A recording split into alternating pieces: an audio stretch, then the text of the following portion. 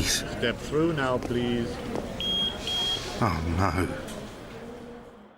Too late now. Here's the goods. You take them in false bottom bag, you strap them to your body, it's up to you. Look, I've changed my mind. I want out. Too late now.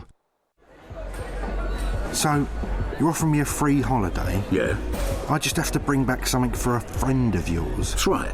You get some serious cash. Right. Well,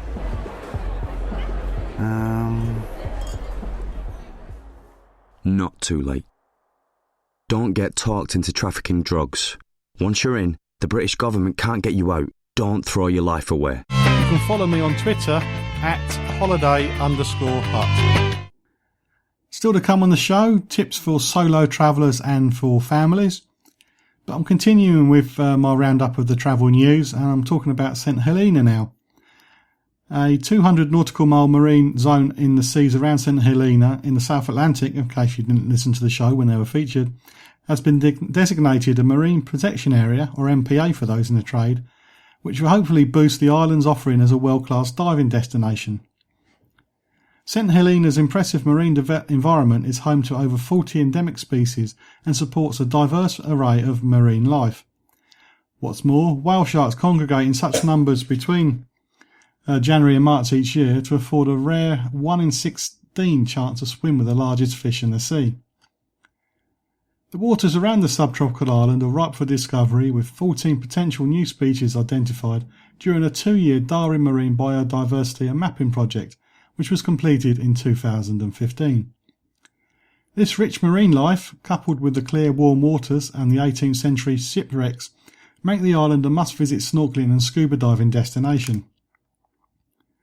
Director of Tourism Christopher Pickard said, "Perhaps best known as Napoleon's place of exile, St Helena has quietly gathering even interest over a number of years amongst the dive communities, thanks to those same watery surrounds that kept the emperor incarcerated. The new protected status comes as further proof that St Helena's aquatic offering is first-rate, reinforcing our decision to target diving as a growth area as part of our tourism strategy." Amongst the animals you can see, a bottle-nosed and pan-tropical spotted dolphin. Humpback whales are known to visit the island from June to October. Green and hawksbill turtles can often be found around the island and have even been spotted off the wharf steps in Jamestown. St Helena's annual Marine Awareness Month took place in March this year. A programme of special events was designed to raise awareness of the unique marine environment of the island and the importance of marine life to the culture and identity of the place. The announcement of MPA status comes as part of the Foreign and Commonwealth Office increase in marine protection in UK's overseas territories, which now totals over 4 million square kilometres. So with the flights that are now getting to the island, it should be the place to go if you're into diving. If you have dived in St Helena when you took the old postal ship, please share your pictures, facebook.com/John Guinn Travel Show. And when you go to Tesco's now, you could probably come back with something other than currency and a potato. After holding several trial events over the last 3 months, your holiday booking is to open a series of pop-up travel shops at Tesco stores. The shops will be staffed by teams of what are called home working agents, which are basically self-employed people who work from home, and they're backed by various tour companies. A statement from the company said it is one of a series of activities aimed at growing brand awareness and building customer relations in local markets. Paula Nuttall, who's the Group Recruitment and Development Director, said, "The growth in our home working community allows us the luxury of staffing these pop-up shops. We tried several locations earlier this year, which yielded bookings from local consumers, so we are confident that this will be a recipe for success. The trials have allowed us to refine our approach and process, and with our local marketing strategy, we hope to attract new customers from the Tesco stores." Would you book a holiday at Tesco's? Have you booked a holiday at Tesco's? Or at any other supermarket? Because various companies have tried this in the past. I believe Virgin had a go at Tesco's a year or so ago. What do you think? If you go as a couple, one of you does the shopping, one of you books a holiday, would that work? Or would you just prefer to do it at home, in the comfort of your own home, in your boxer shorts and watching the TV? Just let me know what you think about how you feel these pop-up shops will work in Tesco's by commenting at facebook.com/John Guinn Travel Show. You can keep up to date with travel news and leave me a message at facebook.com/John Guinn Travel Show. Now, most shows I have a survey released by a company which they use to promote their business, and this, the 3rd anniversary of the show on UK Health Radio, is no exception. And this time it's from MasterCard, and it's the MasterCard Global Cities City Index. What a catchy title. Anyway, this index has shown that Bangkok is the top-rated destination city by international oversight visitor arrivals, according to MasterCard. The index projects visitor volume and spend estimates for the 2016 calendar year. As cross-border travel and spending continue to grow at a faster pace than world GDP, world cities continue to be engines of broader economic growth. According to the study, Bangkok is projected to receive 21.47 million international overnight visitors in 2016, just ahead of London in second place.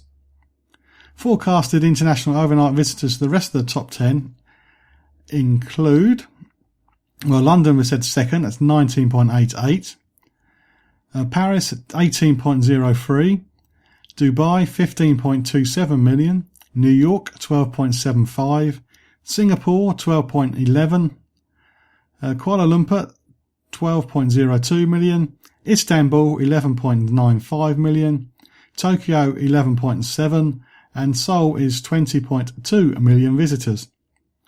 The report writers say that the biggest surprise in this year's index is Dubai's jump to the top rank based on international visitor spending, which comes to $31.3 billion, which dwarfs the second place London estimate at $19.8 billion.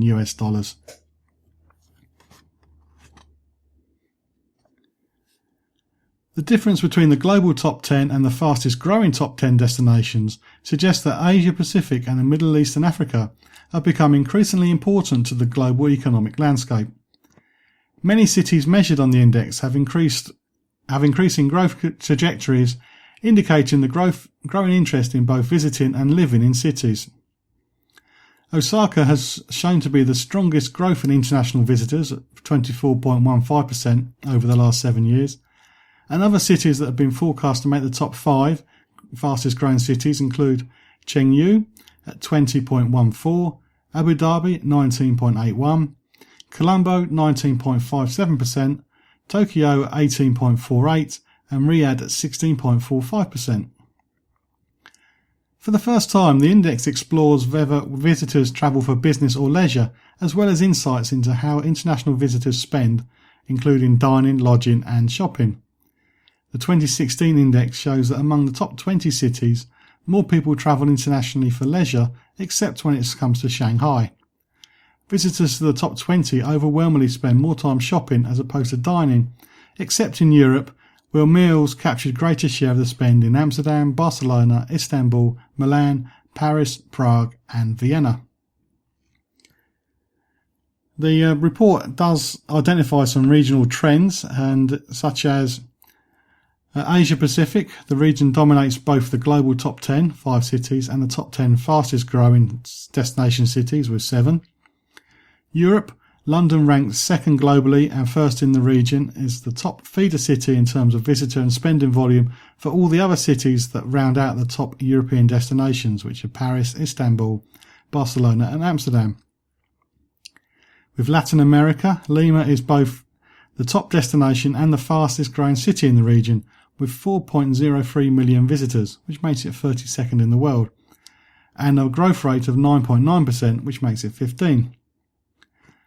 Middle East and Africa, Dubai is the top-ranked destination city in the region, 4th globally, while Abu Dhabi is the fastest growing in the region with a growth rate of 81%.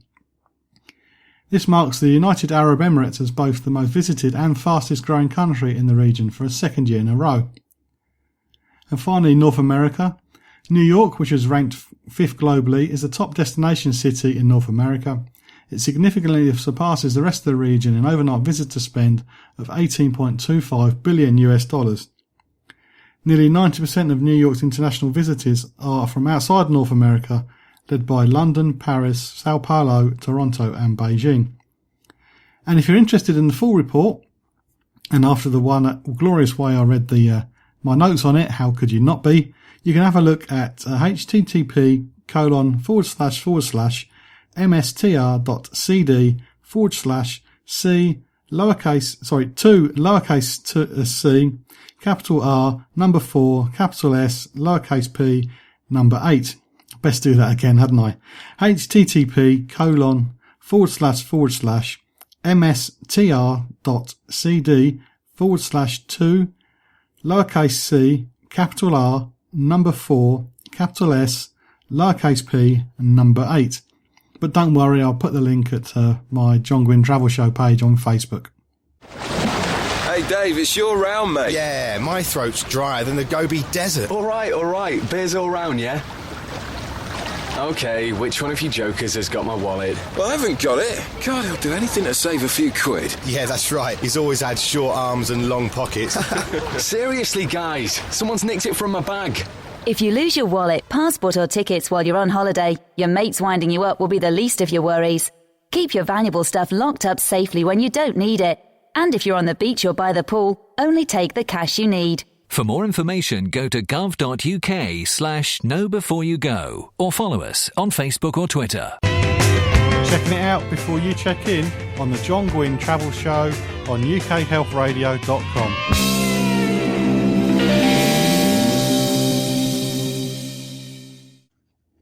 Still to come on the show, tips for families, holidays and for solo travellers. But the government information audio I just played is about losing your wallet. And when it comes to flying, I never relax until I get my stuff back. I'm always concerned that my suitcase is going to go astray, which probably in the scheme of things isn't as serious as losing your wallet, but when you're standing at the carousel waiting for your suitcase to come round, it seems more serious than anything. But it's not surprising that passengers worry about their suitcase. Last year, 23 million bags were lost or mishandled. But if you consider that 3.5 billion people travelled, that figure of 23 million lost bags could have been an awful lot worse. A new SITA airline transport solutions company report has found that baggage mishandling has hit an all-time low, and last year the total of mishandled bags dropped by 50% when compared to 2007. This means that the chance of your luggage getting lost has dropped from a rate of 18.8 bags per 1,000 passengers to 6.5 per 1,000 in 2015. But stuff still goes missing on a daily basis, and the report gave the top reasons why luggage gets lost and also helpfully some tips on how you can avoid this happening to you by reducing the chances. So the top reasons are lost during a transfer. This is the number one opportunity for luggage to become lost. Nearly half of all the lost luggage happens at an airport when it was unable to make the transfer between the two flights. Ticketing errors, bag switches or security issues account for 19% of lost luggage. Delay due to airport customs, weather or space weight restrictions. It's a very broad category, but it accounts for 16% of lost delayed luggage. Failing to load the bag or mishandling at arrival station has accounted for 4%. A tagging error. With major advancements in baggage handling technology, incorrect tagging now accounts for only 4% of lost luggage. But what can you do to diminish your chances of your checked bag getting mishandled or lost? So the tips given are: avoid short connection times. If you're using a travel agent, this is unlikely to happen, but if you book online, you might get ridiculously short connection times, which nobody in their right mind should take, but people do. So you need to check they have sufficient time to get between the flights, or the suitcases to get between the flights if it's checking all the way through. A 45-minute connection time might be legal, but the chance of misconnecting is greater, so the chance of you losing your luggage also increases. You should provide adequate identification on your bags, including putting your contact information inside as well as outside your checked and carry-on case. especially if you're required to check in at the last minute. If your bag is a common black roller bag, a brightly coloured tag or other unique